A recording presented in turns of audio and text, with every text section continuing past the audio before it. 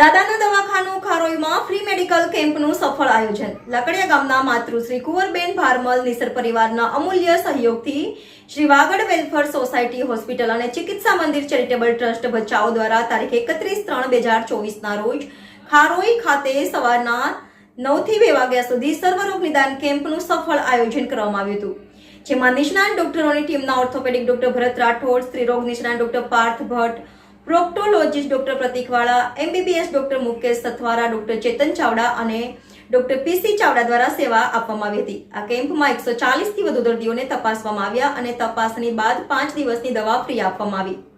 જે દર્દીઓ કાયમી દવા લેતા હોય તેવા 60 થી વધુ દર્દીઓનું રજીસ્ટ્રેશન કરી તેમને દવાઓ દર મહિને રાહત દરે ચિકિત્સા મંદિર દ્વારા આપવામાં આવશે.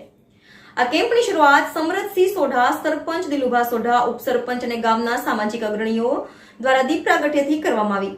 આ કેમ્પમાં વાગડ વેલફેરના ટ્રસ્ટી શ્રી વિનોદભાઈ ગડાનો સંપૂર્ણ સાથ સહકાર મળ્યો અને આયોજનમાં મનફ્રાના આરોગ્ય સુપરવાઇઝર સૂર્યકાંત પરીખ અને તેમની ટીમનો ખૂબ સહયોગ રહ્યો.